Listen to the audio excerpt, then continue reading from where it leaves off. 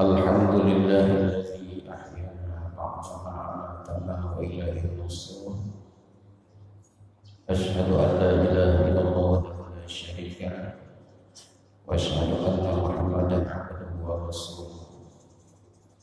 Allahumma shalli wa sallim wa barik ala sayyidina Muhammad wa ala alihi wa sahbihi ajma'in. Amma ba'du. Qala Allah Ta'ala fil Qur'anil Karim wa asdaqul qailin. A'udzu billahi minasy syaithanir rajim. Bismillahirrahmanirrahim. Ya ayyuhalladzina amanu taqullaha haqqa tuqatih wa la tamutunna illa wa antum muslimun. Faqad qala an-nabiy sallallahu alaihi wasallam, ashabi kan-nujumi fabi'ihim muhtadaitu ihtadaitu. Subhanaka la ilma lana illa ma 'allamtana innaka antal alimul hakim wa tub 'alaina innaka antat tawwabur rahim wahdina wa waffiqna ila siratikal mustaqim wa 'afina wa'fu 'anna bi rahmatika ya arhamar rahimin. Wala haula wala quwwata illa billahil aliyyil azim. Bapak Ibu jamaah salat subuh yang dimuliakan Allah, yang saya hormati, kembali kita mengucapkan puji dan syukur kepada Allah Subhanahu wa taala yang telah memberikan nikmat kepada kita semua. Dan nikmat itu tidak mampu kita menghitungnya, dan memang tidak akan pernah mampu. Makanya Allah pun tidak menyuruh kita menghitung nikmatnya. Yang disuruh Allah adalah mensyukuri atas nikmat yang diberikan Allah tersebut. Rasa syukur itu kita ucapkan kalimat tahmid, alhamdulillahirabbil alamin. Selanjutnya salawat dan salam telah kita kirimkan kepada Nabi kita Muhammad sallallahu alaihi wasallam. Allahumma shalli wa sallim wa barik ala sayyidina Muhammad wa ala alihi wa sahbihi ajma'in. Mudah-mudahan nanti di yaumil qiyamah kita mendapatkan syafaat. Pada Ibu yang saya hormati, kajian kita mengenal sosok sahabat Rasulullah Sallallahu Alaihi Wasallam. Kemarin masih kita bicarakan tentang sahabat Nabi yang dalam urutan itu yang pertama Abu Bakar Siddiq. As-Siddiq, gelar As-Siddiq itu bukan manusia yang memberikannya, tetapi Allah Subhanahu wa ta'ala. Apa latar belakang kejadian maka Abu Bakar itu digelar Siddiq? Setelah Nabi Muhammad kembali daripada Isra wal Mi'raj,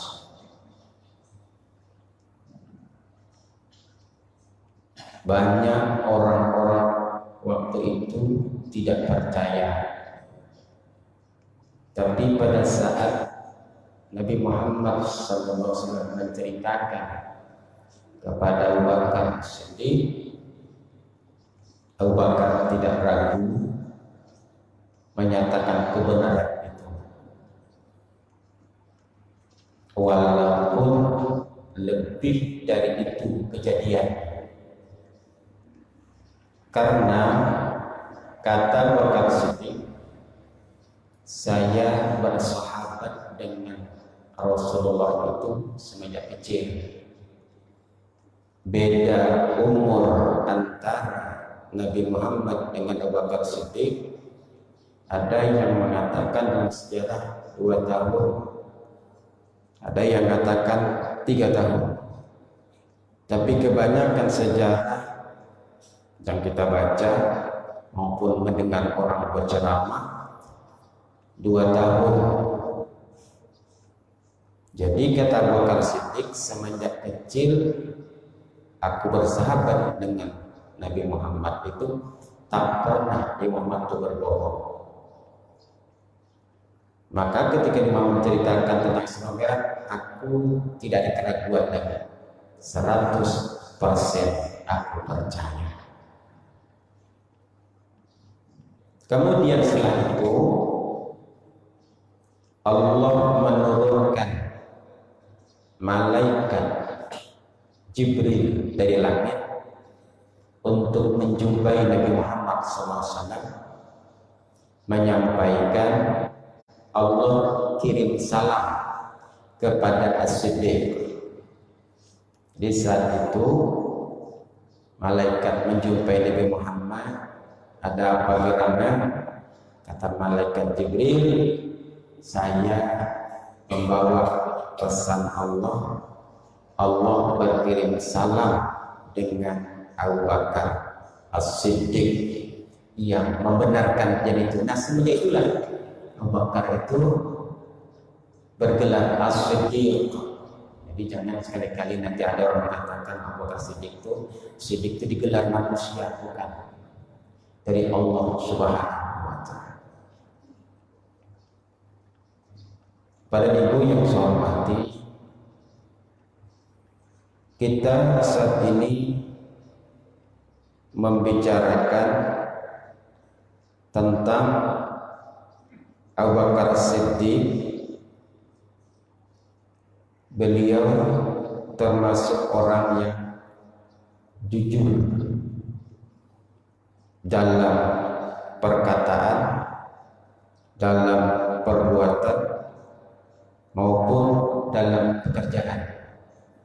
Beliau adalah seorang pedagang, sehingga dengan pedagang yang jujur tadilah Abu Bakar Siddiq menjadi orang yang kaya raya. Tetapi kekayaan Abu Bakar Siddiq itu patut kita contoh. Setelah dia kaya raya, maka banyak dihabiskan kekayaan itu untuk berkhidmat dalam agama, dalam beragama. Itu dia Abu Bakar. Kemudian Abu Bakar itu termasuk orang yang tawadhu, rendah diri. Inilah yang patut kita teladani juga. Suatu saat Nabi Muhammad mengadakan pengajian di Masjid Nabawi, mendatangkan orang yang banyak. Pada saat itu Ali bin Abi Thalib terlambat datang. Lalu Ali bin Abi Thalib berdiri di muka pintu, mengucapkan salam. Ali bin Abi Thalib mengoleh ke kanan ke kiri, melihat di mana aku harus duduk, karena nampaknya masjid itu sudah penuh. Di mana aku harus duduk? Tetapi Abu Bakar As-Siddiq yang saat itu dia sedang duduk di sebelah kanannya Rasulullah, melihat Ali bin Abi Thalib berdiri masuk, Abu Bakar pun merenggangkan duduknya ke sana. Ali, Abu Hasan, kata Abu Bakar, ke sini. Engkau duduk di samping baginda Rasulullah sama-sama. Yang lainnya tak ada yang mau menggerakkan, merenggangkan. Coba bayangkan. Setelah Abu Hasan kan bapak si Hasan, duduklah samping Muhammad. Nampak raut muka Nabi Muhammad itu bahagia. Kenapa? Hanya orang mulia seperti Abu Bakar inilah yang mengerti bagaimana orang yang hendak datang tadi duduk. Jadi dari pelajaran ini, kalau kita sedang duduk bersesak-sesak, ada orang datang, cepat berikan tempat. Nah, itu maksudnya. Ini tidak kamu lambat datang, terserahlah kau duduk di mana. Yang penting aku besarkan dudukku. Yang sempit itu sebenarnya bukan di tempat duduk di dalam. Walaupun bersempit-sempit, bila hati rasa lapang, maka tidak akan terasa sempit. Kita di sini kadang-kadang mencari tempat yang lapang lah katanya. Satu saat nanti dia akan ketemu tempat yang sempit, kecil, orang ramai. Di mana? Pada saat dia melaksanakan ibadah haji. Tak bisa lagi nak sujud kayak di sini. Kadang-kadang sujud kena punggung orang, saking sesaknya. Di situ cuma lagi hati yang lapang. Jadi kalau hati yang lapang aman. Kita di rumah kita kecil, tapi hati lapang, aman kan? Tapi kalau hati tidak lapang, merasa sempit aja. Ini bukti ketawaduan dan rendah hatinya Abu Bakar Siddiq. Kemudian Abu Bakar Siddiq itu orangnya pemberani, berani bukan pengecut. Kalau sudah perang, hampir tidak pernah tidak ikut perang. Dia berperang ikut Rasulullah, di dekat Rasulullah. Semboyan beliau, aku rakus dengan mati syahid. Jadi Abu Bakar itu ingin benar mati dengan peperangan supaya mendapatkan syahid, bukan penakut. Mana bukti? Waktu perang Badar terjadi, rupanya saat itu ada anak Abu Bakar Siddiq yang belum memeluk agama Islam, namanya Abdurrahman. Waktu terjadi perang Badar, Abu Bakar mencari anaknya sendiri. Akan aku bunuh dia, karena dia adalah menentang Allah dan Rasulnya. Diajaknya anaknya itu berduel perang. Maka Abdurrahman itu sangat tajam anak panah. Maka waktu di Badar itu dia cari itu, mana Abdurrahman, anakku sendiri, aku habisi dalam perangan itu. Rupanya anaknya tadi pun mencari ayahnya itu, mau dibunuhnya juga. Tapi Abu Bakar tak ketemu. Sementara Abdurrahman melihat ayahnya sudah dibidiknya, ayahnya dengan panah tajam. Setelah Abdurrahman masuk Islam, dia bercerita, waktu perang Badar, tuhai ayah, anak panahku sudah aku tancapkan tepat pada dirimu. Tapi entah kenapa hati ini tidak tega, maka aku lencengkan anak panah sehingga tidak kena. Setelah dia masuk Islam bercerita, apa kata Abu Bakar? Andai kata saya waktu itu ketemu dengan engkau dan aku sudah bidikkan panah kepada aku tidak akan melesetkan lagi. Kata Abu Bakar, kan ku habisi engkau, karena engkau menentang agama Allah. Begitu anaknya sendiri. Begitulah untuk demi Islam. Berat sebenarnya tantangan. Orang beragama Islam semakin tinggi iman, semakin besar tantangan. Di antaranya tantangan yang sangat besar bagi Abu Bakar. Itu tadilah melawan anaknya sendiri. Nah, di dalam peperangan Badar itu umat Islam menang, sehingga timbul dendamnya orang-orang kafir Quraisy. Tidak lama kemudian terjadi perang di Bukit Uhud. Lagi-lagi di sana ada kesalahan strategi. Nabi Muhammad sudah menyusun pasukan umat Islam ini. Disangka waktu itu peperangan sudah dimenangkan oleh Islam, sehingga sebahagian pejuang Islam tadi melihat banyak harta-harta yang bergelimpangan, sudah berpikir memungut harta peperangan. Rupanya menyerbu bagian yang lain, sehingga umat Islam waktu itu banyak yang meninggal dunia di perang Uhud. Maka tinggallah lagi beberapa orang di atas bukit.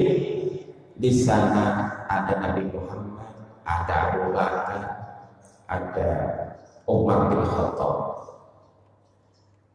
Waktu peperangan Uhud, pimpinan perang dari Quraisy Abu Sufyan. Abu Sufyan membawa seorang anaknya yang juga jago dalam peperangan. Dia katakan kepada ayahnya, "Ayah, kita menang. Yang namanya Muhammad sudah aku bunuh." Kata anak Abu Sufyan, "Muhammad sudah aku bunuh." Jadi pada waktu itu melihat umat Islam ini tak nampak lagi, tapi mereka di atas bukit. Abu Sufyan mengumumkan, kata Abu Sufyan, mana umat Islam? Adakah kalian di atas bukit?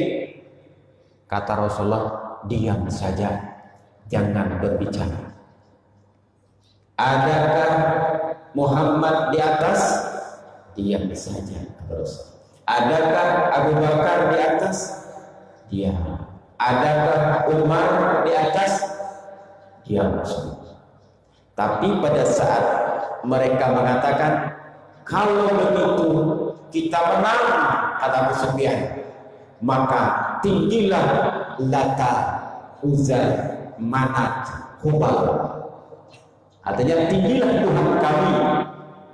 Mendengar mereka mengatakan, tinggilah Tuhan kami, Hubal, Lata, Uzza. Kata Rasulullah, jawab Umar bahwa yang tinggi bukanlah Lata, Uzza, Manat, Hubal, tapi adalah Allah Subhanahu wa ta'ala. Maka waktu dijawab oleh Umar, sangka kalian kami sudah tewas. Yang tinggi itu adalah Allah Subhanahu wa ta'ala, bukan Tuhan kalian. Kata Abu Sufyan, ada rupanya mereka di atasmu. Aku hendak bertanya, kata Abu Sufyan, yang namanya Muhammad itu masih hidup atau sudah tewas? Ini dia Muhammad, masih ada di sisi kami, tak kurang satu apapun, karena perlindungan Allah Subhanahu wa ta'ala. Kata Umar bin Khattab dengan suara yang lantang. Maka dari Bukit Uhud itu kan ke bawah jauh, luas. Bukit Uhud itu 7 kilo luas. Lantang suara Umar ke bawah. Lalu marahnya Abu Sufyan dengan anaknya. Kau katakan Muhammad kau bunuh, ternyata dia ada masih di atas. Nah, saat itu mereka umat Islam hanya ada kira-kira 80 orang. Orang Quraisy 3.000 banyak. Di dalam sejarah itu begitu, 3.000 banyak. Jadi kata Rasulullah, Abu Bakar, Sekarang ada sisa 80 orang ini, engkau turut menghadang mereka. Jangan sampai mereka nanti menggandang kita sampai ke Madinah. Kan Uhud ke Madinah kan tidak begitu jauh.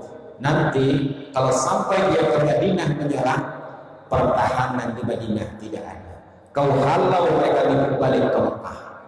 Disinilah kegagahan Abu Bakar Siddiq, keberaniannya. Dia pimpin perang 80 orang melawan 3.000 orang sehingga mereka balik ke Mekah. Pastikan kata Rasulullah supaya mereka benar-benar sampai ke Mekah. Jangan sampai nanti dia menyerah balik ke Madinah. Dengan gagahnya Abu Bakar memimpin perang itu, lari mereka itu. Ini nampakkan keberanian Abu Bakar As-Siddiq. Apa yang kau perintahkan ya Rasulullah, aku laksanakan. Aku sudah berharap betul mati dalam syahid. Keberanian yang luar biasa. Itulah dia keberanian. Kemudian yang patut juga kita ambil teladani, kesetiaan Abu Bakar dengan Nabi Muhammad sallallahu alaihi wasallam. Betul-betul setia. Terjadi hijrah dari Makkah ke Madinah. Rasulullah menjumpai Abu Bakar, malam ini kita mesti berangkat ke Madinah. Abu Bakar tidak ada keraguan lagi. Sami'na wa ata'na. Kami dengar, kami patuh taat dengan Rasulullah berangkat.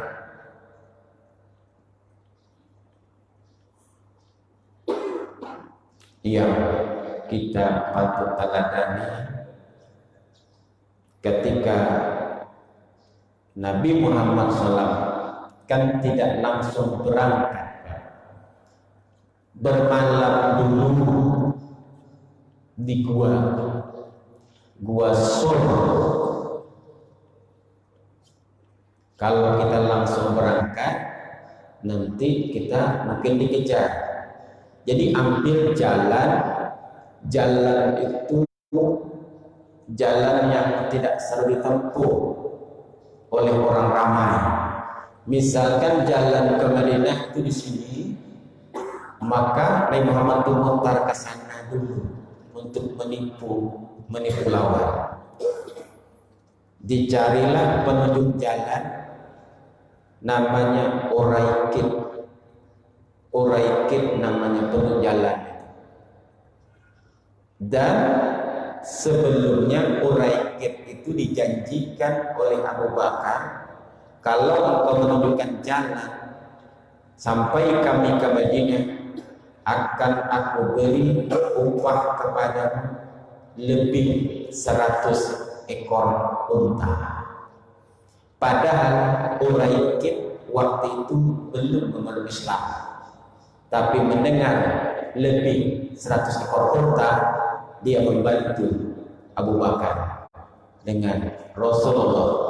Sementara Abu Jahal memberikan pengumuman, siapa yang dapat menangkap Rasulullah diberi 100 ekor unta. Kata Uraikid, saya tidak tertarik dengan upah Abu Jahal. Aku mesti menyelamatkan 2 orang manusia ini karena upahnya lebih 100 ekor unta.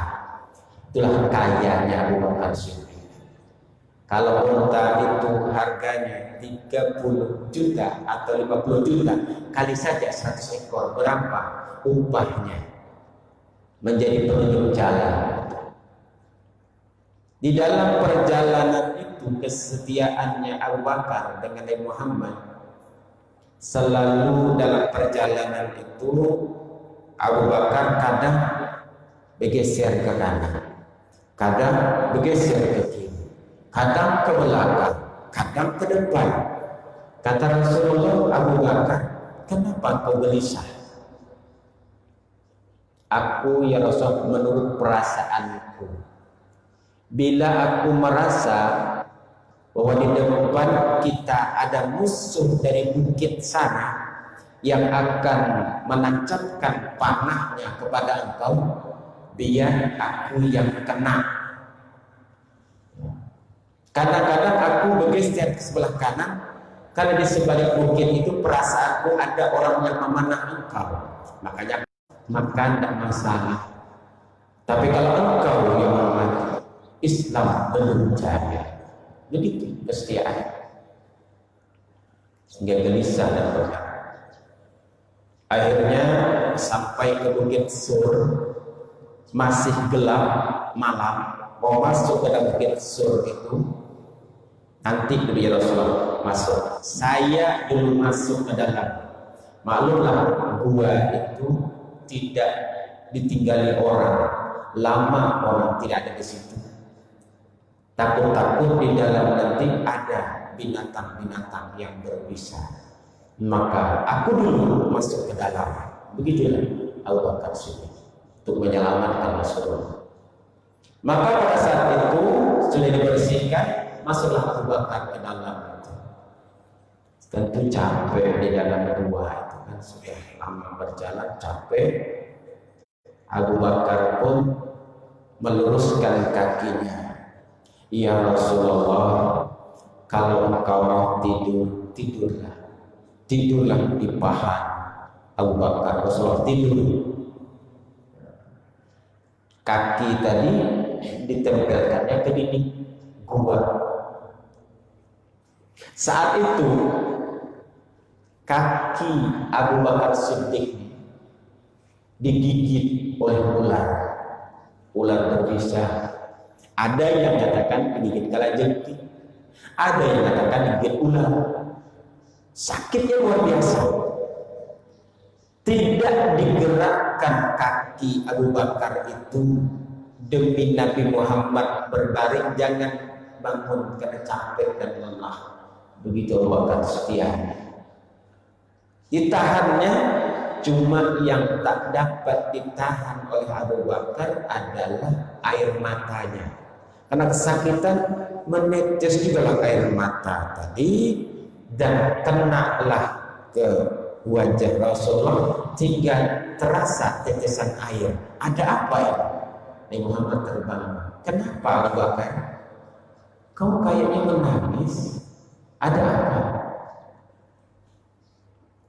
Kakiku yang so sakit, itu ada mungkin ular yang menggigit. Kenapa tidak kau gerakkan kakimu? Kata Rasulullah, aku takut engkau terbangun ya Rasulullah. Luar biasa, tak digerakkannya kakinya. Rasulullah pun bangun dan ditarik kakinya. Dilihat memang ada ular di situ. Rasulullah Sallallahu Alaihi Wasallam yang namanya Nabi yang sempurna, beliau adalah Sayyidul Anbiya, melebihi keunggulan dari nabi-nabi yang lain. Kalau Nabi Sulaiman bisa berbicara dengan binatang, Nabi Muhammad SAW dengan izin Allah bisa berbicara dengan ular, bisa berbicara dengan unta. Rasulullah nanya, ular, kenapa kau gigit sahabatku? Ular rupanya menjawab juga. Apa kata ular? Saya menggigit kaki sahabatmu Abu Bakar karena dia melindungi aku untuk melihat wajah engkau. Selama-lama ini gua ini gelap, tapi hari ini kata ular itu gua ini terang. Jadi aku ingin melihat engkau. Malah ditutupi dengan kakinya, aku gigit dia. Kedua-duanya punya alasan. Kamu Abu Bakar kenapa dia tutupi ular itu? Aku takut engkau digigit oleh Rasulullah. Kata ulama, aku ini melihat Rasulullah. Kedua-duanya alasan bagus sebenarnya. Nah, kalau begitu bisa diobati balik kan? Rasulullah perintah ular mengobatinya. Kan ular bisa mengambil kembali, bisa. Jadi alasan, semuanya alasan untuk menyelamatkan kebaikan-kebaikan sebenarnya. Nah, dari cerita yang begini ini, adakah kita kira-kira kesetiaan kita kepada ulama misalnya?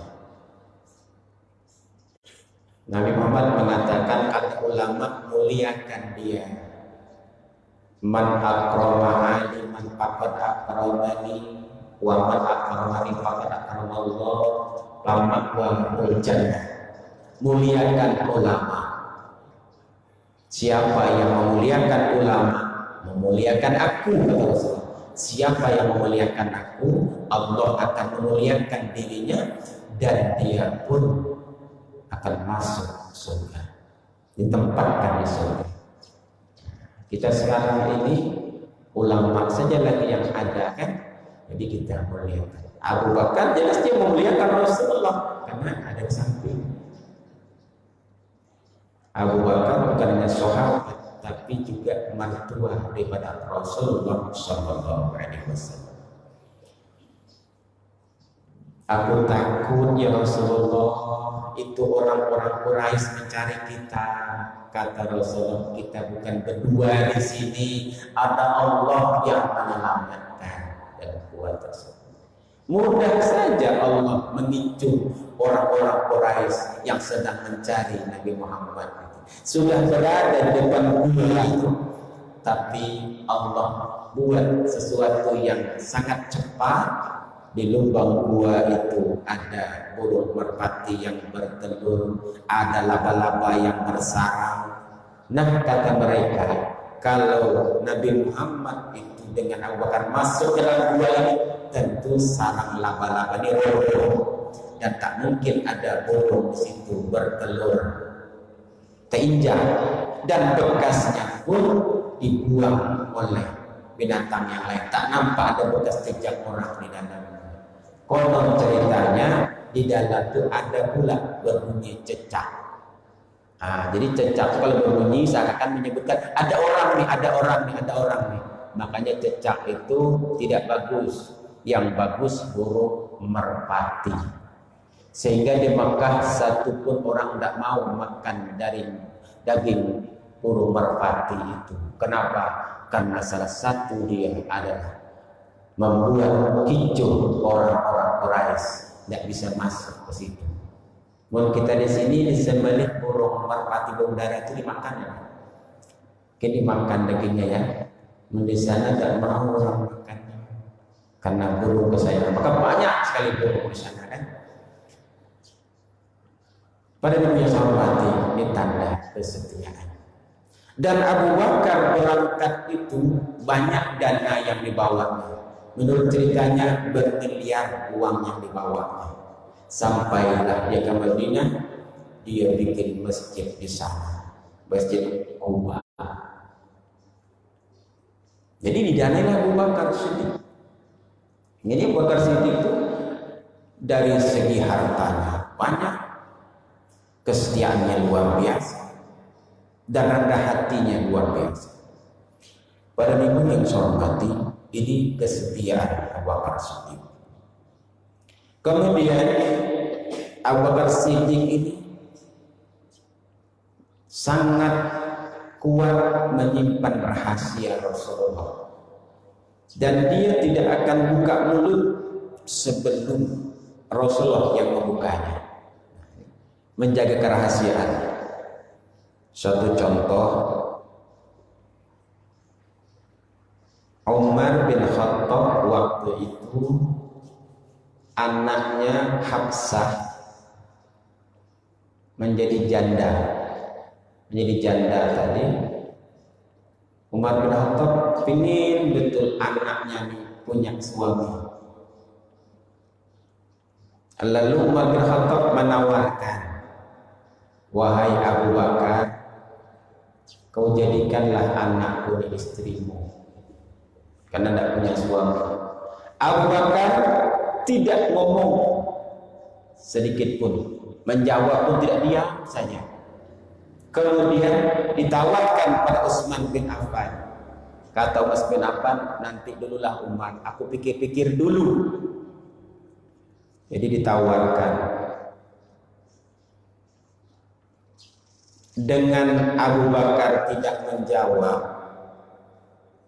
maka kata Umar bin Khattab, terasa juga sakitnya perasaanku ini karena ditanggapi oleh Abu Bakar. Kemudian ditanya lagi pada Utsman bin Affan, bagaimana tawaranku Utsman? Kata Umar bin Khattab, maukah kau jadikan anakku istrimu?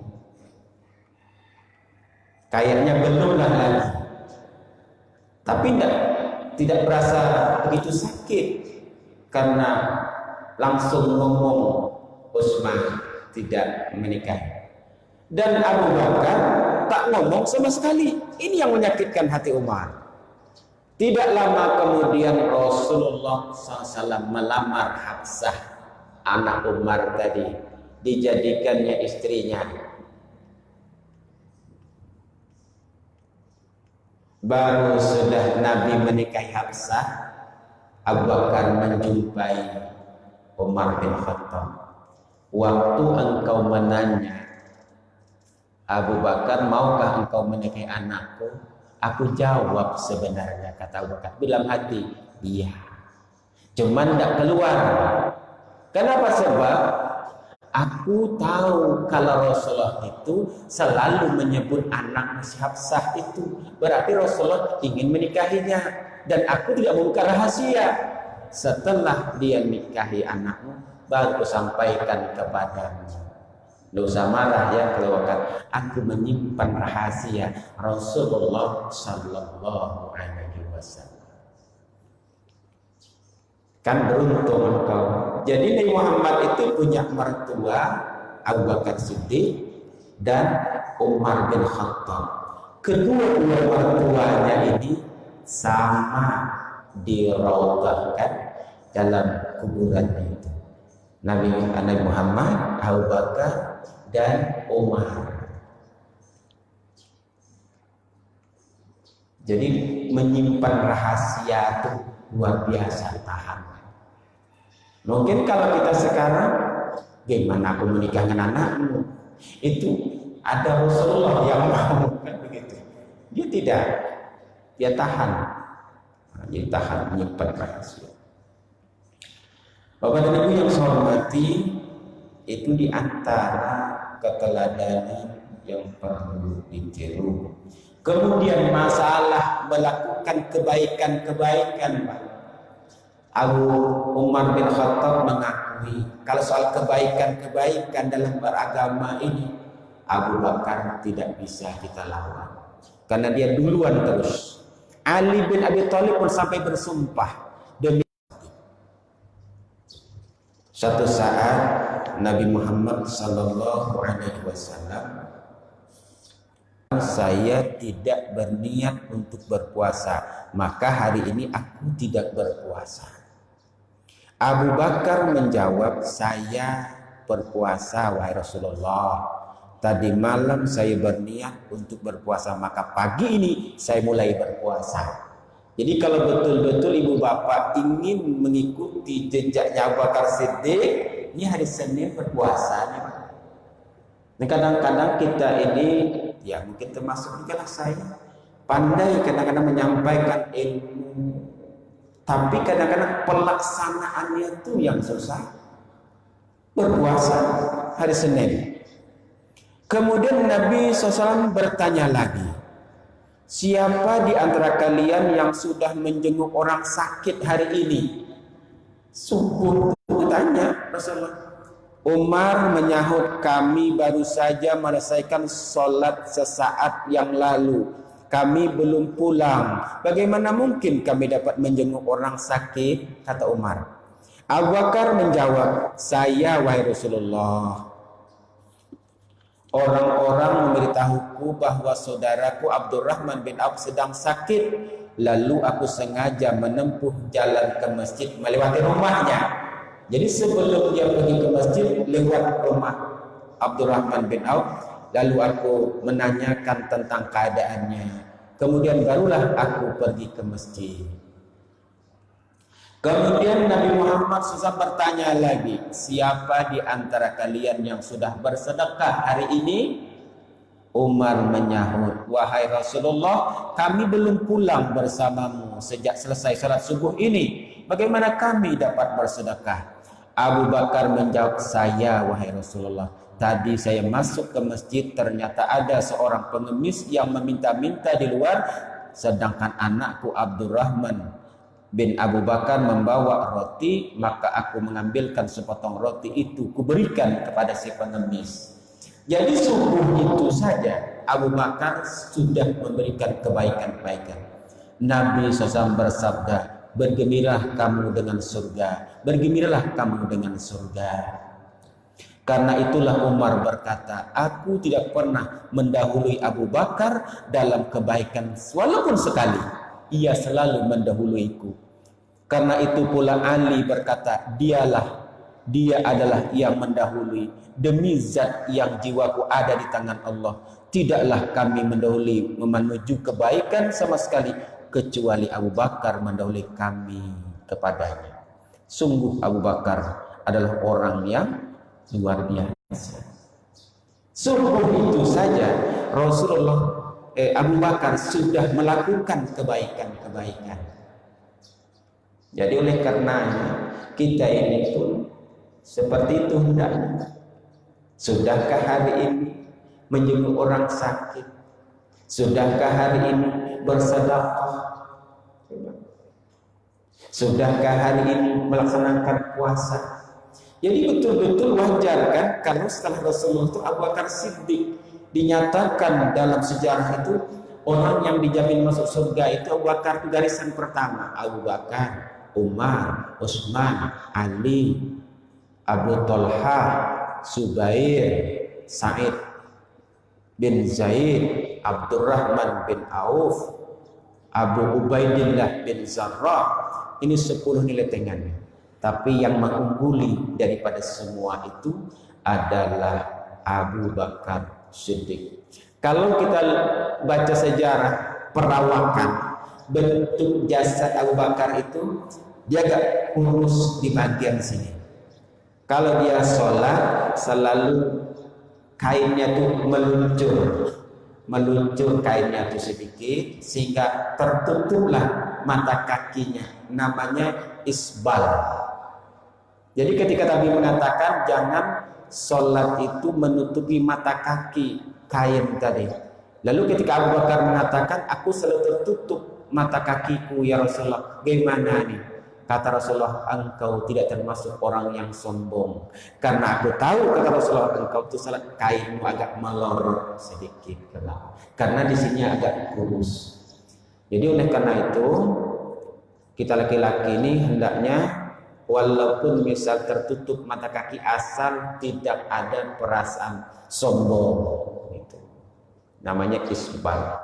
Itulah bentuk perawakan daripada Abu Bakar Siddiq. Pada ibu yang saya hormati, itu dulu sekedar tentang Abu Bakar, dan tidak cukup dengan kita membaca buku ini, karena kalau dibukukan bagaimana sejarahnya, tentu entah kayak apa terpalanya.